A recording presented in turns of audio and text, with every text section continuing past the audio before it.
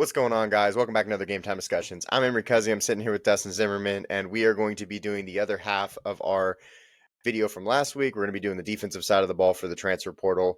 Me and Dustin were kind of going back and forth on how we wanted to set this up because truly what we do is we're using the on-3 rankings, top 5 for these positions. And at the end of the day, there's a lot of young guys that have not played very much, have very little stats, and we're kind of just talking about them as like what their projections are. So right now, and you'll see on the first page that we added some players just to be like add a little bit of flair, but it's a lot of guys that we just don't know enough about yet.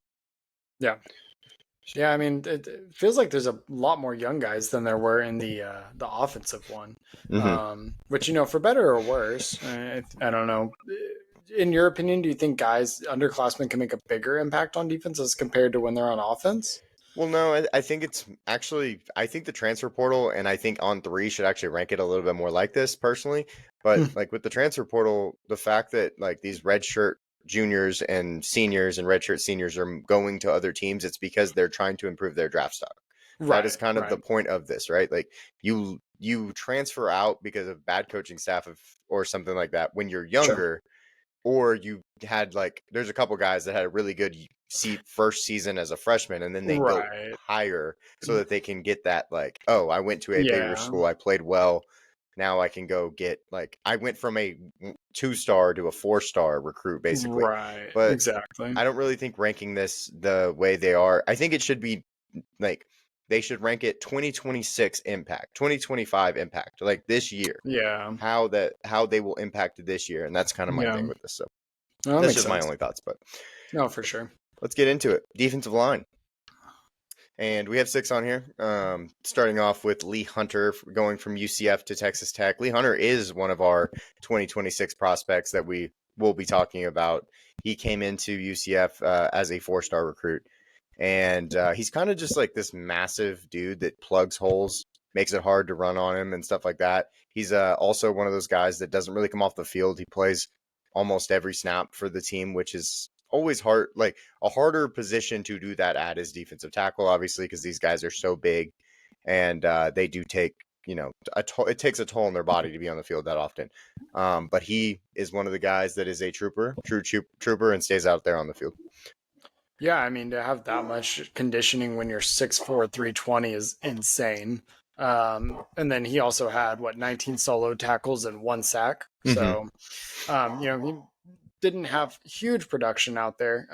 But I mean, as far as what we'll see on this list, he's still one of the better guys on it, and especially for that many plays. Yeah, for sure. Huge get for, again, Texas Tech. Oh, yes, of course. Don't forget. Don't forget the most important part of this. If you didn't watch our first video, Texas Tech ran most of the, transfer portal this year. They are the number 1 team in the transfer portal. And then LSU is second, who is also on this list. But Tech basically blew everybody out of the water, paying, we think, close to $50 million in NIL. But at the same time, a lot of people are probably over-evaluating just a tad bit. So it might come down from that. Just like Sark was questioned about it for UT, and he was like, I wish I paid this much money for my team. We'd be really, really good. So my favorite part was he was like, I wish I had the extra 15 million y'all think I did, though. Yeah, exactly. I could use it if you want to lob it over. Please send.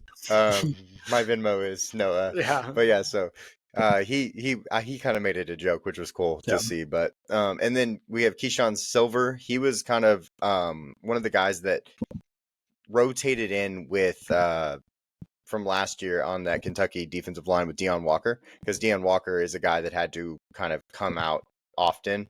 He wasn't a stamina freak, but Keyshawn Silver is a physically gifted player, and he was a 5-star coming out. So he has that, kind of toutedness, I guess, is kind of, I think about it as like they see him higher than he might be as a player at this point because of the possibility of projecting him. He does need to improve his production, but he is a redshirt junior, so he's a little bit older, ready to play right now. He will start for that USC defensive line, and he's trying to improve his draft stock coming into 2026. Yeah, this isn't a big move for him, considering he's going from Kentucky, who is having a mass exodus of players. Like we talked about, if you watch the Just offensive wait, one, it they gets just worse. continue. Right, right. To a USC team where, Lincoln Riley's always been known for being an offensive guru and not really putting emphasis on the defense. So he kind of gets a chance to stand out there and probably get a bigger spotlight. Kind of like you mentioned earlier, where these are guys who want to increase their draft stock. That's the ultimate goal for most of the guys we're going to talk about here, and pretty much all the ones we're going to talk about today, at least. Yeah. It was one day to get to the NFL. So interesting move for him. But yeah, I think the bigger thing is Kentucky's loss more than anything. Well, just wait. They do get the next guy. David Gusta goes to Kentucky, but then I just have to make the case that Washington State is another team that is falling apart and cannot retain Right. their own players because they lose their starting quarterback, they lose their starting running back, they lose their starting receiver to the draft, and they have not reloaded by any means. But that's No. part of the Pac-12 problem, I think, for Washington State. David Gusta Yeah. is he's started 2 years solid production, so I thought that was good to see, but he's not a traitsy guy. He's more of like a go out there and play hard type of player, which you have to have both, Yeah. when it comes down to it. But he's capable of playing the whole game. He plays lots of snaps, and he actually improved from a 3-star to a 4-star transfer, coming in as a recruit. So I thought that was good. I think he, works really hard, and that's why he has improved. Yeah, So. good grades with PFF too. 79 on the run and 80, 85-ish on the pass. So he can play all parts of the game. Like you said, he can play the whole game. So he's a guy who can come in. Obviously, Kentucky's going to need some guys who can make immediate impacts because they've quite literally lost everyone else. So it'll be a good opportunity for him. Unfortunate for Wazoo, as they're basically somehow worse than Kentucky in all of this. Right. And then Bernard Gooden, USF to LSU. He's just a smaller school guy. You can see him on the screen going to a powerhouse that also recruited really well. LSU, like I said, was second, and it gives him an opportunity to go play. I think that the big thing for him is his size. He's 6'1", 268, not really the typical size. So how he makes plays is his pass rush. He had 35 pressures last year. That is what's going to have to continue against SEC talent. And so we'll have to see basically if he can do that at that higher level at his size. So I'm intrigued by this guy more so than I haven't watched him play enough, but I'm intrigued by his style and what he could do for an LSU team who has big bruiser defensive tackles already. Yeah, he's 40 pounds lighter than second guy on the list, who is Gusta, who we just talked about at 302. So still not exactly a small human, and neither is Gooden in his own right, but so awesome seeing him up here at 4 on the list at 268. What do you think about his run grade being an 87 at that size? Yeah, I know. I Generally, thought that was pretty thinking impressive. bigger guys are stopping these absolute human athletes who are running through them. So yeah, no, he's definitely an impressive awesome. number coming out of there. So I that's what I'm saying. He's just an intriguing player because his pass grade was way lower than his run grade actually, and that was surprising to me when you think of a guy that's so much smaller and is more of a third down defensive tackle being so impressive as a run defender. So I thought that was cool. I just don't know if he'll be able to do it against SEC talent, but he at this point at least has shown that he has the ability to, and there's a reason he's the 4th player on this list. It has to do with the fact that he was capable of doing those things at his size already. Yeah, like I said, it'll be interesting to see how it translates over, especially at his size. But he's one of those wild cards that could be really, really fun to watch at some point throughout the year. And then we have a couple of UT players. I wanted to put we only have 5 players on most of these boards, but I wanted to put the 6th player here because of the fact that they're both going to UT and they're very different stories. One is a freshman in Murad Watson coming from Syracuse. He was a freshman starter. He actually had 493 snaps for them. So there you go. He got after it. He's a big guy, 6'3", 313. Came in as a 3-star, which I was like, okay, so you're a freshman 3-star that really went out there and, kicked some butt. Yep. And right now he's basically just a run stopper. But that is what UT loves. They bring in guys like him, Alfred Collins, Tavondre Sweat, Byron, the whole group, Byron Murphy. So they just have another guy, Vernon Broughton, that they can add that's young. And then they brought another guy in from Purdue, and Purdue is falling apart. Obviously, they were the worst team in football, basically, record-wise. And they also lost all of their good players. Anybody that had a productive stat is gone for them. So Purdue to UT, this is the difference. One's a freshman, and then you have a redshirt senior who's coming from Purdue going to UT. I actually think he'll probably play more than Watson does, obviously, next year because of the age and things like that. 6'3", 333, so they're actually similar height, a little bit different in weight, of course, but I think that this is kind of the conversation we have to have between a freshman that did really well and that's moving up, and then a senior that is trying to get an opportunity to play for a team that has put out player after player at the position to go to the draft and try to, bring his draft stock up. Yeah, I think this one's super interesting. Just the dichotomy that's presented here, like you said, with the class difference. We've got the guy who is coming into college, plays a year, and then goes, well, I've got a better opportunity elsewhere, and kind of what the transfer portal was envisioned it for. And then the opposite side of that coin of no, I've been here for a few years, but I can also improve my draft stock. I just have a lot less time to do it. It'll be an interesting one with how Sark uses them. Like you were saying, I agree that Cole will probably get more snaps than Watson, at least to start out.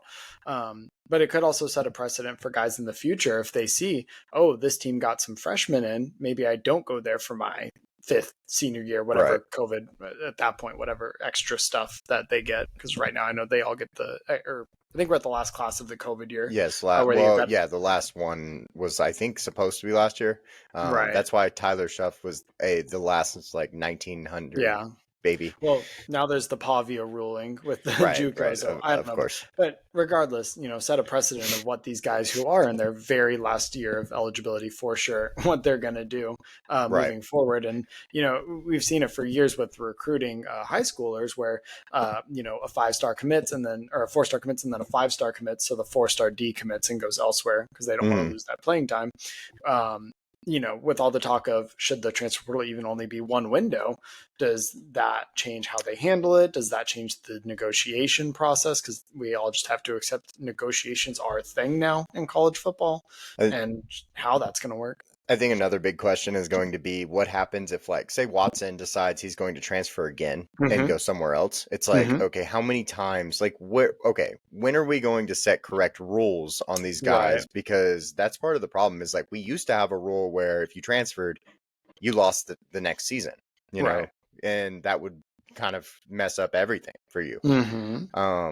So I wonder what rule we're going to implement that is going to make them maybe like if you transfer a second time, you lose a season, or something like that. Because I think that it's going to be important to talk about that because I don't think you can just transfer 3-4 times and just like everybody be okay with it.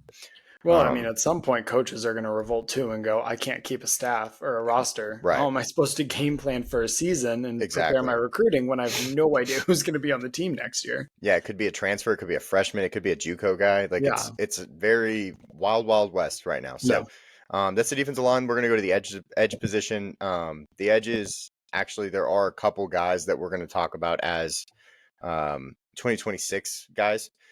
And starting it off, though, we have a sophomore in Damon Wilson II. He was a 5-star recruit coming out of high school. That's why he's up here.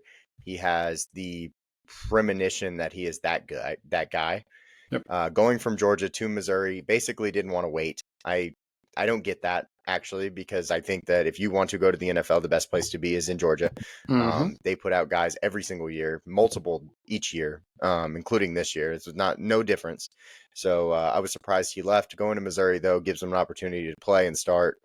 Not that it's like, I guess, jump off the cliff, next to the next tier, but like he's definitely a couple tiers down when it comes to the defensive line. So I thought that was very interesting. Yeah, especially because he still had production. He still had the 13 tackles and 3 sacks and 2 forced fumbles. It's not like he was buried in the depth chart by any means. So I wonder if there's either a question of he didn't want to play under Kirby Smart anymore, or he was told, hey, that's not quite what we want. Money. And then obviously money is the big one that, hey, we're trying to do the analysis outside of the obvious here. Well, just putting it out there. It's there. We know the money is there. Unfortunately, that is the number one driver of all of these guys. Understand that part. For sure. Well, and David Bailey's no different. Going from Stanford to Texas Tech. Texas Tech, we just talked about. Yeah, they actually have 2 top 10 edge rushers coming Mhm. in. Romello Heights is the other one. So David Bailey from Tech, and they also, of course, have the #1 defensive tackle. So we're really going to see learn a lot about this year, basically, if the transfer Yep. portal is really how it's going to work and how it's going to help Yep. people. But he's a junior, 6'3", 240. He's top 50 on everybody's big board to go into the 2026 NFL draft. 4-star recruit, 4-star transfer, but he was very productive. He's one of the better pass rushers in this class. One thing that I will always say is you need to get your missed tackle rate down, because he had a 20.7% missed tackle rate. That is not going to work for me. Nope. I have an argument, always have that argument, but he is a pass rush specialist, and he gets after it in the pass rush. Yeah, I remember when he was announced, there was basically the lottery of who's going to get David Bailey. And then, of course, Texas Tech name got brought up. And I was like, well, I figured out where he's going. I don't need any more rumors or predictions. We figured it out. Tech gets another one. But 4-star recruit, 4-star transfer, really good against the pass, not as good against the run. But 22 solo tackles, 7 sacks, and 5 forced fumbles is, I'm pretty sure, by far the best. Yeah, on our list here today. On this list here, yeah. It's not particularly close. And like you said, he's already a high round mock guy. So excited to see what he does with Tech. And like you said, the precedent that's going to be set of, can you just completely rebuild a program with the transfer portal every year? Well, we'll see. I mean, that with money, right? Like we keep talking about it, going back to it, but like it's the money. Like, do you have the money to build these teams? And fortunately for Tech, they have it. I mean, yeah, you're out in West Texas. All they have is oil money. They're fine on that front. I don't think that's a worry for really any of the big Texas schools. No, yeah. And then William sorry, I'm gonna mess this up. Yeah, thank you. Inwinary. Missouri to Nebraska. He's a freshman, 6'6", 257, big old freshman. Didn't play much at Missouri this last year. But played in 4 games. Didn't actually start any. But at the same time, like, he's a freshman. We need time, and they're he was a 5-star coming out. He's projected because of that reason. He's going to Nebraska, where they just lost 2 of their starting edge rushers in Prince Will, who we'll talk about in a minute, and then James Williams, who went to Florida State. So, he had 38 total snaps last year. So it's not like we know anything about this guy, but he's one of the projection players that we've seen getting a lot of love in this class. Yeah, he's definitely same boat as the quarterback who left Oregon, Jaron. In terms of supposed to be really, really good, but we just haven't seen it yet. Right. And not even so much that they had poor production when they were on the field. It's just we haven't seen them on the field almost at all. Exactly. But Missouri losing a guy, I guess replacing him with Damon Wilson, who we talked about earlier. Basically a flip-flop there. And then, like you said, with Nebraska, they needed to pick up someone. So it'll be a chance for him to show he's got, though, and show that he deserved that 5-star recruit rating. Yeah, and then Patrick Payton, Florida State to LSU. Florida State. Tough. Well, at the same time, he definitely underperformed. I mean, he played very poorly. He wasn't. He was supposed to be our best pass rusher. He was our dark horse from last year because he's a pass rush specialist. I thought he would do better than 26 total pressures. Marvin Jones Jr., who also left, unfortunately, was our best pass rusher last year, and Patrick Payton basically was not good enough to warrant being anything about the 2025 NFL draft, in my opinion. So he's just going to LSU, another LSU guy, and it should help revamp his career a little bit. But he just, I'm not as high on him as I was last year based on what I saw this year. So him going to LSU is probably the best move for him because they now have Jack Pyburn, him, Harold Perkins Jr., and Whit Weeks all in the field at the same time, not even counting their secondary, who's Don't forget pretty their D solid. Tackles. All their D tackles. Well, I was trying not to give the entire roster. But... I mean, no, it is the entire roster. They did so much in the transfer portal that it's reasonable to say. Insanely good. So, I mean, he's going to have one of those moments of, hey, not all eyes are on you. And again, they weren't last year either. But at this point, he's got no excuses to not step up his production. For sure. And then Prince Will, Uman Mielen, going from Nebraska to Ole Miss. This is a pretty easy one to break down. He was a 4-star recruit. His brother, Princely, Uman Mielen, was a 2025 NFL draft edge rusher from Ole Miss. His little brother, Prince, will also probably end up at Ole Miss some sooner or later. They're all 6'5", 250-ish, and they all are really good pass rushers. So add him to the list of, Ole Miss pass rushers next to Perkins, and Jared Ivey, of course, left, and then his brother left. But they're just probably going to rinse and repeat over there also. He's a sophomore, though, so he will not be in the draft class. Right. Yeah, this was one when I saw his name go up, there was no question of where he's going to go. It seemed pretty cut and dry. He was going to head to his brother's alma mater. So kind of surprised they didn't try to pull it off sooner so they could play at the same time, but is what it is. He'll play with his other brother. It's fine. Yeah, at some point. It's cool. Yeah, all three of them are legit. So we'll see. We'll get to talk about Prince, I'm sure, pretty soon. But then going over to the linebacker position, we start off with an Army player, which is kind of cool because Army had their best season ever this last year. He in Elo played outside linebacker more than he played inside linebacker, but on this ranking through On 3, they put him as a linebacker. So we're going to capture him as a linebacker because they might think of him as more of that. He will be replacing Smile Munden and Jalen Walker, who, Jalen Walker was one of the edge rusher inside linebackers that played edge that we talked about a lot this offseason. So it's one of those opportunities to go from Army and get a chance to play in the NFL one day. So I thought that, that was pretty cool. Yeah, this is basically the definition of what you alluded to at the beginning of different reasons these guys are in the portal. And this is a guy who played for Army and now has a chance to step up and go to Georgia and potentially get his draft stock up.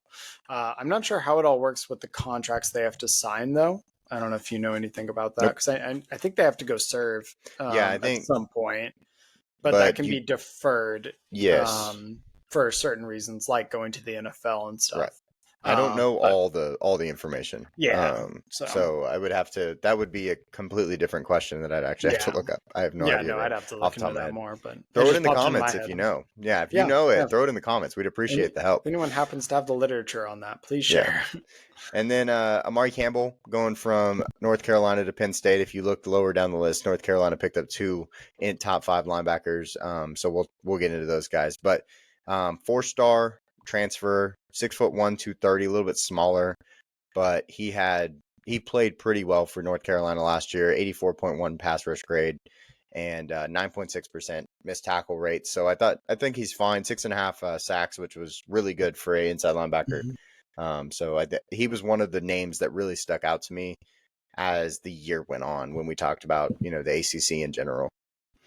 UNC is going to be such an interesting team next year due to the new Belichick era, of course, just by itself. His coaching, regimen acumen speaks for itself. And then B, they've had a lot of turnover, but not even in one direction. They've lost a lot and gained a lot. Right. New players everywhere. The guys we've talked about, like Wazoo and Kentucky, who've just lost everyone, LSU, Tech, who gained everyone. It's just a completely different team now. And like I said, he was a 3-star recruit. He's elevated himself to a 4-star transfer. Gets a new opportunity, though, at Penn State, which is obviously known for being very good at defense and in that area. So James Franklin certainly got himself a good one, or seemingly did. Yeah, James Franklin knows how to get them in the weight room. That's for damn sure. And then the next guy, Nakai Hill-Green, coming out of Colorado, going to Bama. I just think Colorado is falling a little bit too much for their, hype at this point, just because of the fact that, when you really look at Colorado, they lost their 4 or 5 best players on offense, all their receivers, their quarterback. And then on defense, you can't have a guy that, is the lead on your defense leave also. He is a senior. Yep. He's a 4-star transfer. He was a 4-star coming in. 19.1 missed tackle rate, though, is not good. And he actually transferred up from Charlotte and then to Michigan, from Michigan to Colorado. So he's a little bit older, but he gets his last season at Bama. Yeah, I think for him, looking at that missed tackle rate, I don't know what goes on at the practices at Colorado, but I guess we're post Saban era now, but tackle. Everything makes me think that the discipline and whatnot is going to be elevated at Bama. Fair. And something like that is something they can quickly figure out, or he will not be playing. So just agreed. In watching how Bama handles things versus how Colorado has handled things. So Colorado is going to get worse, but this guy, for him, big move up, going from, I don't think anyone would complain about going from Colorado to Alabama. They also at Bama have a top 5 linebacker. So Yeah. that for the draft. So I thought, it's just another thing. The next two guys, we had the same conversation about the UT guys in the first slide. Mm-hmm. You have a freshman coming from Washington, going to UNC, was a 3-star recruit, became a 4-star transfer, played as a backup for the most of the beginning of the season, and then started at the end of the season. 12.1% missed tackle rate, which is really good for a freshman. Mm-hmm. And, they lost one linebacker, but then added 2 is kind of like the crazy part. Like, the next guy, Mekhi Bayer, I think the G is silent. I think he actually went to Nebraska. He actually played at Nebraska, then went to Missouri during this transfer window, and then went to North Carolina. So he did the whole thing that we talked about. Who was it last time? Tanner Koziel, who went from Ball State for 3 years to Wisconsin for 4 months. Yeah. And then on to Houston. Yeah. So both of these guys will actually probably be the starters coming into at North Carolina. Mike and Will. I would expect House to play the Will linebacker. And yeah, it's actually an upgrade, I think, overall between just their linebacker core in general. Yeah, I think whenever you lose one and gain 2, and both of which are highly touted, I mean, again, being top 5 transfers in the country, you're not going to be too sad about that outcome. Right. But, it'll be fun to see also how well House does, given that he is still an underclassman, and how much he'll step up into a Belichick defense, and at what level, his character and discipline and maturity are at, because that's obviously going to be big with UNC. But it's nice for him also to have both the mentors already there and a guy coming in who's a redshirt senior who should theoretically be able to help him, transition as well. Right. And I was going to mention this. So 4 and 5 here, both of the UNC guys are 3-stars transfers, while everybody above them are 4-star transfers. So this is one of the weaker transfer positions in the draft, in the class, for the whole transfer thing. So I just wanted to point that out. Let's go over to the cornerbacks. The first guy on this list is actually a very interesting one to me. Tacario Davis was a guy that we actually talked about on the 2025 recruiting class for the NFL draft. So we thought he was going to get drafted last year, and that didn't happen. Obviously, he's going from Arizona to Washington, and he's a junior. He's a 4-star transfer coming in, and I thought that it was interesting because he is very productive as a coverage guy in multiple years, but Arizona wasn't very good. And it doesn't help when, the rest of your team around you is not, competing at a high enough level for you to be good. So he is the number 1 transfer. So he deserves it. And I think he deserves it. 6'4", one of the bigger guys at the position. So we'll see if he can figure out how to, work with his hands and quickness and things like that. He's a little awkward right now and just maybe mature a little bit. But I think this was actually a good thing that he came back over going to the pros. So one interesting thing with him is you said he's a senior, right? Yes. So he started his career with Jed Fish as his coach at Arizona, and Jed Fish is now the Washington head coach. Perfect. So Makes sense. I'm assuming he gets 1 year without him, goes, F this. I'm not doing that again. I did much better under Coach Fish. I'm going to follow him. And then, like you said, Arizona just obviously was a dumpster fire towards the end of the year, and just not a great year overall. So I think it's a really good move for him, kind of ground himself, find a new home with familiar territory, being the same coach that recruited him in the first place. Yeah, absolutely. I think that he's an underrated guy right now, in my personal opinion, but there's a few things he obviously has to fix. I mean, he's not perfect. That's why he didn't go to the pros last year. Right. Jeremiah Wilson from Houston to Florida State. Florida State getting a top recruit, which is always good to see. He's a senior. This year. He's a 4-star transfer. Got better throughout his college career, which is good to see. His coverage grade was an 86.9. Of course, it's Houston, but they're still in the Big 12. Big 12 chunks the ball. Don't get me wrong. I was going to say, if anything, that should say more about it. But they're not as good. It's not like they're throwing it a lot. Doesn't mean they're good at it, right? Yeah. There's a little bit of a that disconnect. But he Yeah. had 44.7% of the passes thrown his way completed, 268 yards given up, and 2 touchdowns given up, but 4 interceptions. Yep. So he was pretty solid. He did play 2 years at Syracuse before University of Houston, but he was one of the only good players at Houston this last year. Yeah. I mean, hey, good for FSU getting another guy. They got, they basically revamped the entire team. So, and, got to Slowly. replace all the ones they left. Yeah. Wait. They took their time, but They didn't revamp the coaching staff. no, not that part, unfortunately for you. But it is nice to see. We talked about how well he does in coverage, but he can also play the run too. Right. He's a more veteran guy. Has already played for a couple different schools, so he's got experience and different coaching styles. So he should be a good pickup for FSU. Yeah. And then the next guy, Thaddeus Dixon, going from Washington to North Carolina. A lot of the teams we've actually said have been very similar. You get a guy leaving and then a guy coming into the same school. Which kind of makes sense. I mean, it should figure itself out. That's kind of the goal of the transfer from a team perspective. Right, for sure. Belichick gets another one. Top 3 recruit on defense. They have 7 possible new starters on defense at UNC, which I thought was interesting because, you're really Belichick. I wasn't sure if he was going to be a transfer portal king or if he was going to say the transfer portal's stupid like Matt Rule. Right. Because it was one or the other, with him. I wasn't sure which one he was going to be on. So obviously he's a big transfer portal guy.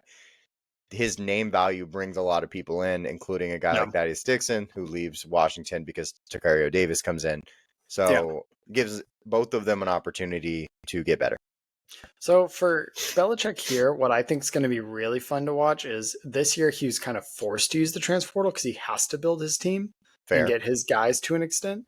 But next year is going to be interesting to see how he handles. Oh, wait, the guys I brought in can actually leave me also out of their own volition. Right.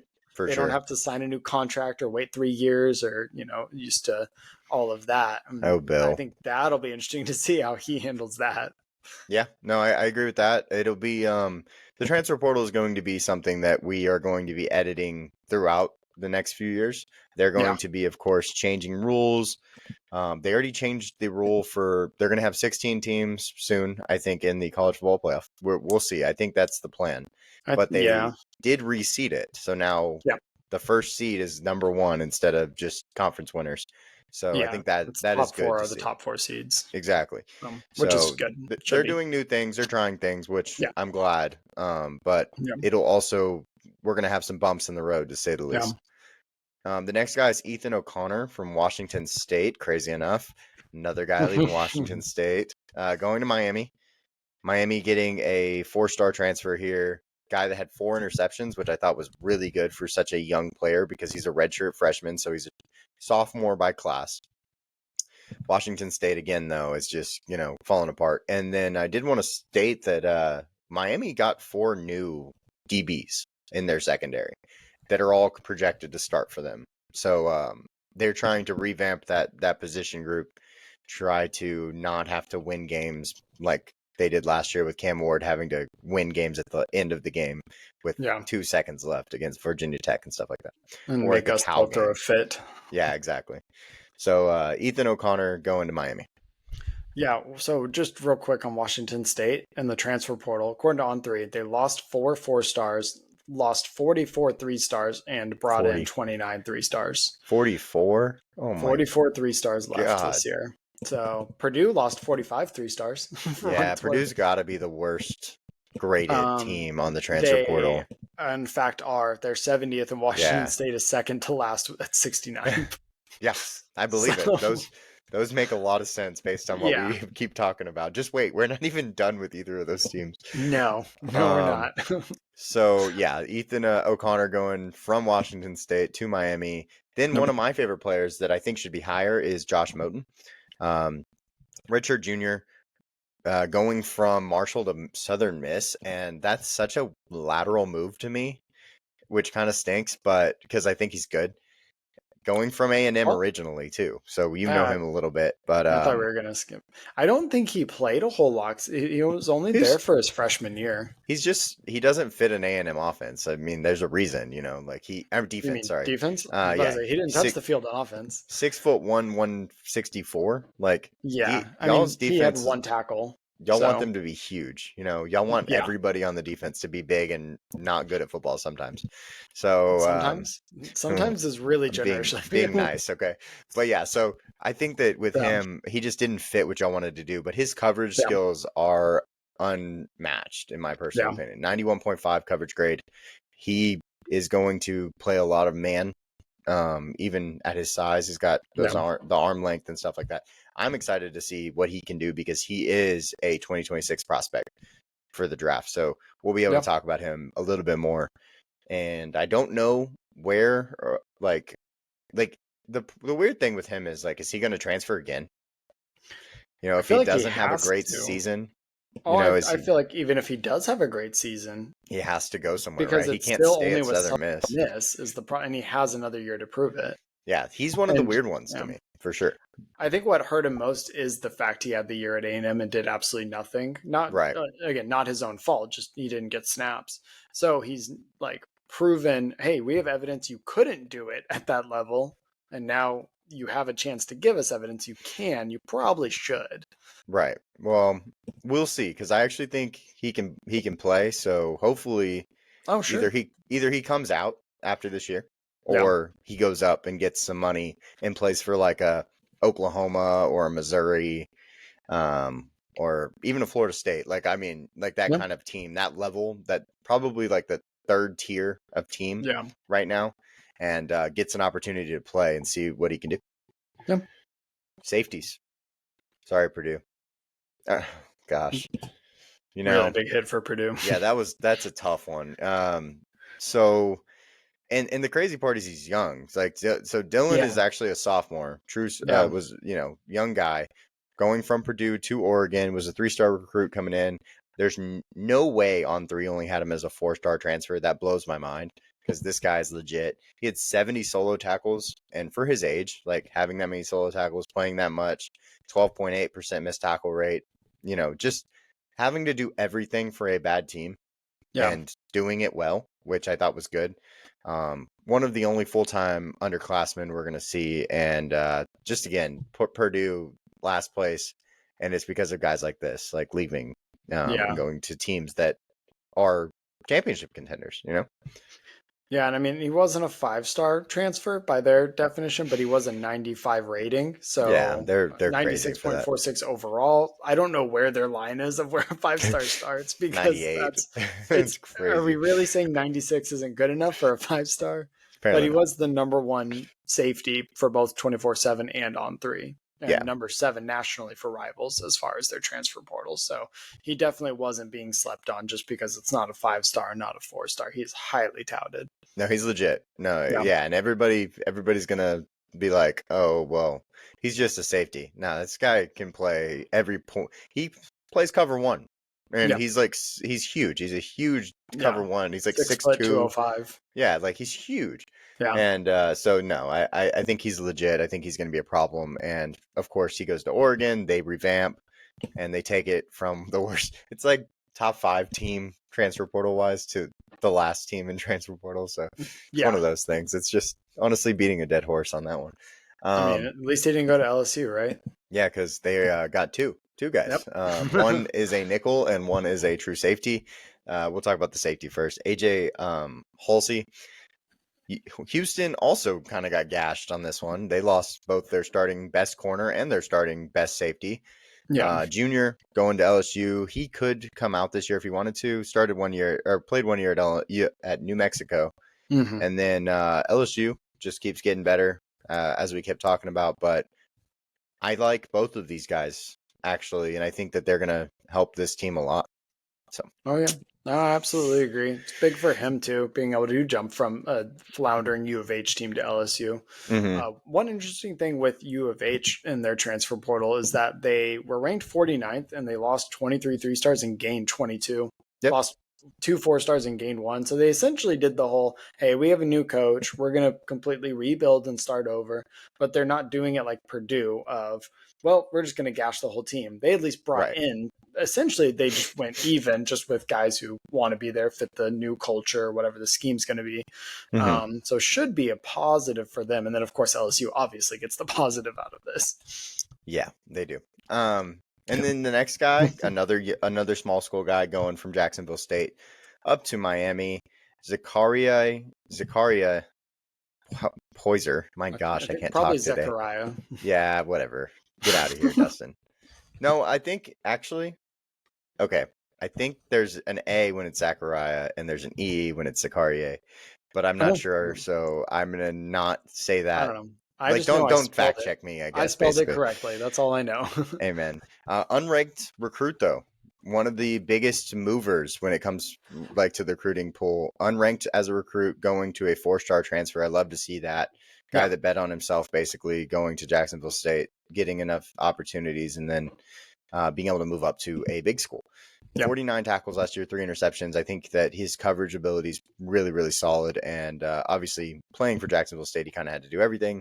Now going to Miami, I did say that they had 4 new DBs. He's one of them, obviously. So he will have a lot more talent around him. So he won't have to be the only guy doing anything when he gets there. Yep, completely agree. Guys, real life running road to glory, going on the harder route, the unranked to 4-star transfer and from Jacksonville State to Miami. So at least he gets to go to a much bigger school. Had 3 picks, 8 pass deflections, and like you said, he's going to have a lot of help now. So coverage grades should only go up theoretically. Yeah. And it depending on what they want to do with him too. Like he might now be more justified as like, I'm only going to be a cover 1 safety or cover, deep safety. I'm only going to be a box safety, that kind of thing. Right. So it'll define his position also, which will be good. Yeah. Kendall Daniels from Oklahoma State. He's just a box safety. You can see him on the screen. He's huge. Went to OU. He's like 6'4". He's a massive guy. 6'4", 235. Yeah, he's huge guy. But he did have a 21.8% missed tackle rate. When you're going to play in the box, you have to tackle. And he did not do that. I thought that the craziest part to me is he played every single year at Oklahoma State before this. I think it was 2 or 3 years. And then he's like, well, I'm just going to go down the street to Oklahoma. Yeah. And I'm like, damn, you have some balls like to do some stuff like that, like that's crazy. But go ahead. I was going to say the talent is obviously at Oklahoma, but still it's crazy to do that. I mean, Mike Gundy's getting a lot of flack right now. I think at some point we have to accept his seat is hot. And then won 3 games last year. Exactly. And for some reason, there's a bunch of fans who are still like, no, it's Mike Gundy. He's been here forever, blah, blah, blah. At some point, you gotta cut the rope and say, it's time to move our separate ways, buddy. Sure. And then also, a chance to go play for Brent Venables, who's supposed to be this defensive guru from his days at Clemson. And obviously it hasn't translated super well to Oklahoma like he would have wanted it to. But, Venables gets a big guy, really quite literally big guy. Big guy. Yeah. And then Daniels gets a chance to, fix that missed tackle rate, get probably better coaching because again, going to a defensive mastermind. So big step up for them. Oklahoma State, I just kind of feel bad for them with where their program's at right now because they kind of like are avoiding a rebuild, but also buying into in one, right? 3-win seasons. So yeah, but at the same time, I also thought last season was kind of a fluke. You don't expect Ollie Gordon to not have 1,000 rushing yards. You don't expect the O-line who had 5 returning starters to suck. It was very flukish, but at the same time, it's like, okay, you can have 1 fluke, but you can't have 2. So we're just going to have to, have the conversation, especially if they start like 0-3. Like, hey, this is a problem. We need to do something now. They're basically like on the same level of Florida State last year going into this year, but Florida State actually rebuilt some. Well, yeah, they also fired the position coaches rather than the head coach. Right. It's one of those things. We'll see. Basically, is how I'm going about it, but it's definitely 100%. A hot seat, like you're saying. Yeah. Tamarcus Cooley out of NC State going to LSU, the other guy that we were talking about, he will be playing their nickel position, I believe. He might not even start, and he's a top 5 recruit on here, but he is a redshirt freshman. 3-star recruit and then also a 3-star transfer, not a 4-star. He was one of the first 3-stars. Kendall Daniels was a 4-star. So this is our first 3-star that is on here, but 11.4 missed tackle rate, 80 coverage grade, 3 interceptions, 6 pass breakups. Like he's solid for a young guy. Yep, absolutely. And then, like you said, he's joining a loaded LSU, already loaded, bringing in more bullets to that team. He was already good at NC State. Yeah. 3 picks, 6 pass deflections, 2 forced fumbles, 19 solo tackles. He kind of filled up the stat sheet as far as the big points that you're looking for. So, really good opportunity for him to grow. Better Since team. He's an underclassman, so he's got plenty of time to learn. And, for him to sit back a year isn't the worst thing, especially on an LSU vaunted team this year. Yeah. And I wonder how LSU is going to rebuild next year also. Like, are they going to build the same way where they just pay everybody, bring some players in, or are they going to have some guys stay? Rather. Well, Brian Kelly's such an interesting coach. Like, they have to win. He's basically on the same level for me as Lane Kiffin of I hate him, but Lane Kiffin makes me also like him a lot. Brian Kelly doesn't do anything that makes me actually like him. He throws his players under the bus. He just doesn't have any. He does the weird dancing videos, which is just it's a whole other thing of recruiting. Like, apparently he's intelligent. I don't know. Maybe that's why. I don't know. Players seem to like him, so I'll give him that. There's something he's doing that's working well. Maybe it's just handing checks over, but it's working. I would take them. That's all I'm saying. 100%. They're going to give me the most money. Like, sure. Thanks. I'm not knocking it. Absolutely. But yeah, no, I think that LSU is very interesting because I actually have a wider outcome of wins and losses for them than most people probably do. Most people think, I think they're 9.5 or something is their line. I would say that it's, I'm okay with saying they could have 7 wins. It wouldn't surprise me if they went 7-5. 100%. But the problem is they could also go 11-1. Yes. And play in the SEC championship. So I just think they're a very wide outcome team. And that has to do with coaching, like you just talked about. It also has to do with the fact that Garrett Nussmeier has to step up and they have to gel as a team with all these new recruits, I think with the amount of guys they have, it's not even Nussmeier having to step up. It's when he gets knocked down once, can he get back up? Right. Is he a gamer? Is he a gamer? Is he a gamer? I just haven't seen gamer attitude out of him yet. Agreed. I'll stop sharing so we can just finish this out. But yeah, no, I think that makes a lot of sense. I think the problem with like the quarterback position is like just expecting a step up because they have players around them. Yeah. Like he had receivers last year. Kyron Lacey, RIP. Aaron Anderson. You know what I mean? Like they have guys. It's not like they Mason Taylor. Oh, there you go. Gotta have Mason Taylor in there. They have guys. So can he just take that next step forward? Not play like he did against A&M, those types of things. I'm okay with him doing it at least once this year if he wants just to play A&M, huh? In fact, he could just repeat the team if he just wanted to be boring. In Death Valley. Just an idea. In Death Valley, right? Because y'all play there this year. So, but yeah, so we appreciate y'all hanging out with us. We're going to be doing more videos for the NFL or for the NCAA season. But first, next thing up will be our prospect spotlight stuff. 2026 NFL prospects are our next thing. We're going to do skill positions. We're going to do the big guys. We're going to do defensive line and then the secondary and the linebackers. We have 4 videos for that. We're going to then, of course, do a mock draft because everybody loves a good mock draft. I don't even know why this far out because some of these players aren't going to go to the draft. We don't know what to do with Arch Manning yet. So, but we will be doing one. We'll be doing a top 25 for the year. We're going to be predicting all of the Power 4 schedules. So we'll have a full prediction for all of them, and then season will start. So, and then of course me and Cam will be doing stuff too. Don't worry about that. We'll also be doing stuff. Yes, you will. But yeah. Oh yeah. So 2 quick shout outs. One, College Football Hall of Fame lowered the win percentage requirement from 60 to 59.5. So Mike Leach is now eligible. I'm assuming that's the main reason for that. There were a couple other guys I saw mentioned like Les Miles, but Mike Leach being likely the front runner for the reason. And then 2, College Football 26. A lot of details came out about that. So if you're excited about that, like I am, please leave your comments about that as well.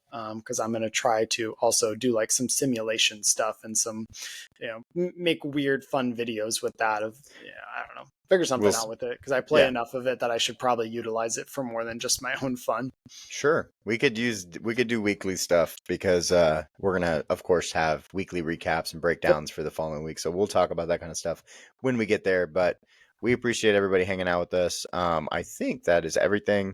So we will see y'all on the next one. Thank y'all very much for joining us today.